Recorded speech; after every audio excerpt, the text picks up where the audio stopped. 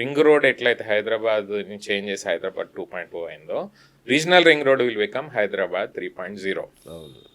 So regional ring road connecting places ఏవైతే ఉన్నాయో, అంటే శంకర్పల్లి అవతల ప్లేస్, సంగారెడ్డి అవతల సాదస్పేట వరకు, తర్వాత మోమిన్పేట్ వరకు, ఇటు వికారాబాద్ వరకు, అటు చౌటుప్పల్ వరకు, తర్వాత షాద్ నగర్ వరకు సిటీ గ్రో అయ్యే ఛాన్సెస్ చాలా ఎక్కువ ఉన్నాయి. అండ్ అది ఇట్స్ నాట్ ఓన్లీ రెసిడెన్షియల్ పరంగా, కమర్షియల్ పరంగా కూడా ఇట్ వర్కౌట్. చాలా వేర్ హౌసెస్ వచ్చే ఛాన్సెస్ ఉన్నాయి. రియల్ ఎస్టేట్లో వేరే వేరే అసెట్స్ ఉంటాయి. కమర్షియల్ గ్రో అవుతుంది, షాపింగ్ కూడా గ్రో అవుతుంది, మాల్స్ రావచ్చు, హాస్పిటల్ రావచ్చు. ఇవి కొత్తగా వచ్చే స్కూల్స్, కొత్తగా వచ్చే హాస్పిటల్స్ కూడా మోస్ట్ ప్రాబబ్లీ రింగ్ రోడ్కి, రీజనల్ రింగ్ రోడ్కి మధ్యలో వచ్చే ఛాన్సెస్ ఉన్నాయి. దీనివల్ల ఆటోమేటిక్గా ల్యాండ్ వాల్యూస్ అనేవి తప్పకుండా పెరుగుతాయి. సో ధైర్యంగా ఓపికతోని మీరు రోజు ట్రావెల్ చేసి వెతికి డ్యూ డెలిజెన్స్ చేసి మీరు రింగ్ రోడ్కి, రీజనల్ రింగ్ రోడ్కి మధ్యలో ల్యాండ్స్ కొనుక్కుంటే, ఆర్ రీజనల్ రింగ్ రోడ్ వచ్చే ఇప్పుడు కోఆర్డినేట్స్ కూడా రిలీజ్ అయిపోయినాయి, అవి ఒకసారి డీటెయిల్గా రీసెర్చ్ చేసి తిరిగి డ్యూ డెలిజెన్స్ చేసి ల్యాండ్ జాగ్రత్తగా కొనుక్కుంటే డెఫినెట్గా మీరు 10 ఏళ్లలో రిచ్ అయిపోతారు. సో అది టేక్ మై వర్డ్. ఇప్పుడన్నా మంచి హోప్ ఇచ్చారు. ఇప్పుడు ఒక మిడిల్ క్లాస్ వాళ్ళకి రిచ్ అవ్వాలి అంటే ఒకటే ఒక option real estate, second option business. Middle class వాళ్ళు బిజినెస్ చేయాలంటే అంత ఈజీగా బయటికి రాలేరు, కానీ వచ్చిన మనీ రియల్ ఎస్టేట్లో ఇన్వెస్ట్ చేయడం ఈజియెస్ట్ ఆప్షన్.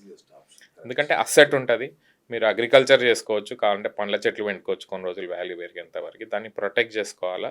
పేపర్ వర్క్ జాగ్రత్తగా చూసుకొని కొంటే మాత్రం మీరు నెక్స్ట్ 10 yearsలో మీరు రిచ్ అవుతారు. అంటే మీరు మీ శాలరీతో కానీ మీరు చేసే బిజినెస్లో వచ్చే రెవెన్యూ కన్నా ఇందులో వచ్చే రెవెన్యూ ఎక్కువ ఉంటుంది. ఫర్ ఎగ్జాంపుల్, సింపుల్ ఎగ్జాంపుల్ చెప్తా. 2019లో ఒక ఎన్ఆర్ఐకి అమెరికాలో చిన్న కంపెనీ అమ్మేస్తే 4 కోట్లు వచ్చినాయి. తీసుకొచ్చి హైదరాబాద్లో కోకాపేటలో 4 కోట్లకు విల్లాగా ఉన్నాడు. Just last month 25 crores అమ్మాడు. 4 crores 25 crores కానీ 21 crores హీ ఎర్న్డ్. అమెరికా మళ్ళీ అతను అమెరికా వెళ్ళిపోయాడు. ఆ రోజు నుంచి అమెరికాలో ఆయన అన్ని పైసలు సంపాదించలేదు. That's one example shows Hyderabad is the place where you can invest, where you can make money. Business people కానీ ఎంప్లాయీస్ కానీ సిటీలో ఉండే అపార్ట్మెంట్ వర్సెస్ సిటీ బయట ఉండే మినీ విల్లా ఏది బెస్ట్ అంటారు? ఏది బెస్ట్ ఆప్షన్? అది ఒక రకంగా చూస్తే పర్సనల్ చాయిస్ అండి. మీరు సిటీలోనే ఉండి సిటీలో బిజినెస్ చేయాలి, మీ పిల్లలు సిటీలో స్కూల్ చదవాలి, సిటీలో హాస్పిటల్స్కి దగ్గర ఉండాలంటే సిటీలో సజెస్ట్ చేస్తాను నేను. అపార్ట్మెంట్ అయి ఉండొచ్చు, విల్లా అయి ఉండొచ్చు. కానీ మీరు గ్రీనరీలో ఉండాలి, ఫెసిలిటీ ఉండాలి, అఫోర్డబిలిటీ ఉండాలి, నాకు అప్రిషియేట్ కావాలి, ఎక్కువ అప్రిషియేట్ కావాలి నేను పెట్టే ఇన్వెస్ట్మెంట్ అంటే డెఫినెట్గా నేను మినీ విల్లాసే సజెస్ట్ చేస్తాను. ఎందుకంటే ట్రాన్స్పోర్టేషన్ డజంట్ మ్యాటర్. ఇంకొక 20 minutes 30 minutes ఎక్కువ టైం పడుతుంది మీ లైఫ్లో ట్రావెల్. కానీ మీరు కైండ్ ఆఫ్ హెల్దీగా ఉండాలంటే డెఫినెట్గా అవుట్స్కట్స్. ఎందుకంటే సిటీలో పొల్యూషన్ ఎక్కువైపోయింది, ట్రాఫిక్ ఎక్కువైపోయింది. రింగ్ రోడ్ ఉండడం వల్ల మన అదృష్టం ఏంటంటే రింగ్ రోడ్ ఎక్కి ఫాస్ట్గా అక్కడికి వెళ్ళొచ్చు. సో మీరు ఏదైతే ఎగ్జిట్స్ దగ్గర మీరు ఇన్వెస్ట్ చేయగలిగితే మినీ విల్లాస్లో మీకు 5 to 10 yearsలో mini villa gives you 3 to 5x returns. అది కొంచెం మంచి కంపెనీ, మంచిగా కట్టే కంపెనీ, మంచి ఫెసిలిటీస్ ఉన్న ప్రాజెక్ట్లో కొనుక్కుంటే బెటర్. అట్లా అని చెప్పి మరీ చీప్ మినీ విల్లాస్ కూడా కొనొద్దు. తక్కువ రేట్కి ఇస్తున్నారని కొన్నారనుకో, అక్కడ ఎక్కువ ఇన్వెస్టర్స్ వచ్చి వాళ్ళు రేపు అక్కడికి జనాలు మూవ్ అయితేనే వాల్యూ ఏదైనా ప్రాపర్టీ అసెట్, అది ప్లాటింగ్ వెంచర్ అయినా విల్లా కమ్యూనిటీ అయినా, కనీసం జనాలు మూవ్ అయ్యే ఫెసిలిటీస్ ఉన్న ప్రాజెక్ట్లో కొనాలి. జనాలు మూవ్ అయితేనే దానికి వాల్యూ పెరుగుతుంది, అక్కడ ట్రాన్సాక్షన్ స్టార్ట్ అవుతాయి, అప్పుడు వాల్యూ పెరుగుతుంది. సో మీరు మినీ విల్లాస్ ఇన్వెస్ట్మెంట్ ఎప్పటికీ బెటర్ అండి అపార్ట్మెంట్ కన్నా. ఎందుకంటే అపార్ట్మెంట్ చూస్తే హైదరాబాద్లో అవైలబిలిటీ ఎక్కువైపోయింది, స్లోగా డిప్రిషియేషన్ అనేది స్టార్ట్ అవుతుంది. ఇప్పుడు మాదాపూర్లో ఎంత పెరిగిందో ఇప్పుడు ఈరోజు పాత అపార్ట్మెంట్స్ అమ్మాలంటే అంత ఈజీ లేదు. ఆ తర్వాత పెరగదు ఇంకా. ఇప్పుడు 10,000 రేంజ్కి దాటింది మాదాపూర్. 10,000 నుంచి మీకు తక్కువ అవుతుంది తప్పితే రీసేల్ వాల్యూ పెరగదు. మీరు విల్లా ఎంత పాతది ఎంత వాల్యూ పెరుగుతుంది. సో ఈ ఒక్క లైన్తో మీకు అర్థం కావాలి.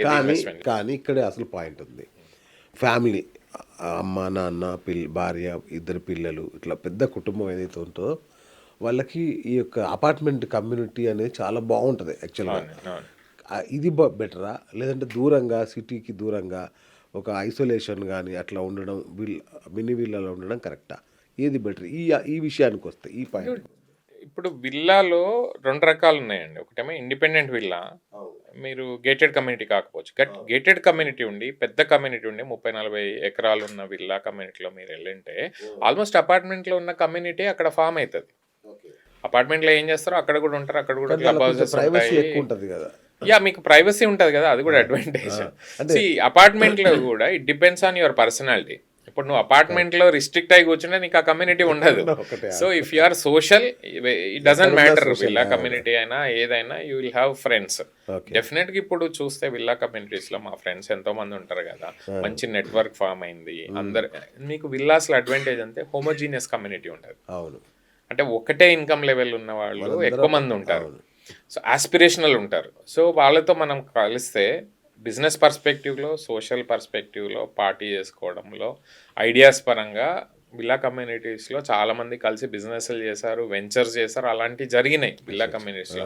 ఎస్పెషల్లీ మీరు భూజా అనే ప్రాజెక్ట్ ఉంది, భూజాలో అయితే కొన్ని కోట్ల బిజినెస్ జరుగుతుంది. సో అట్లా ఈ కమ్యూనిటీస్ అనేవి ఒక ఎకనామిక్ సెంటర్స్గా డెవలప్ అవుతున్నాయి హైదరాబాద్లో. Even gated communities, high rise apartments కూడా ఇప్పుడు చాలామంది హై రైజ్ కమ్యూనిటీలు బ్యాడ్, డెన్సిటీ ఎక్కువ, అది ఇది అంటారు. కానీ ఫర్ ఎగ్జాంపుల్ రాజపుష్ప ప్రవిన్ష అనే ప్రాజెక్ట్ ఉంది, 3000 ఫ్లాట్లు.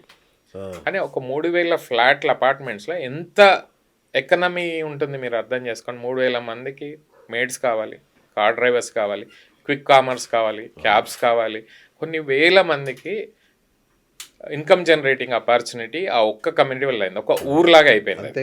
సో అట్లానే విల్లాస్ కూడా ఒక ఎకనామిక్ సెంటర్గా అవుతుంది. సో వాళ్ళ ఇన్కమ్ లెవెల్స్ కూడా పెరుగుతున్నాయి. మీరు అబ్జర్వ్ చేస్తే ఎక్కడైతే గేటెడ్ కమ్యూనిటీస్లో ఉన్న వాళ్ళవి their income levels are getting increase just because of the socialization circle. కానీ నీకు నువ్వు రిస్ట్రిక్టెడ్ అయ్యింది నీ అపార్ట్మెంట్లో ఉంటే ఎవరేం చేయలేం.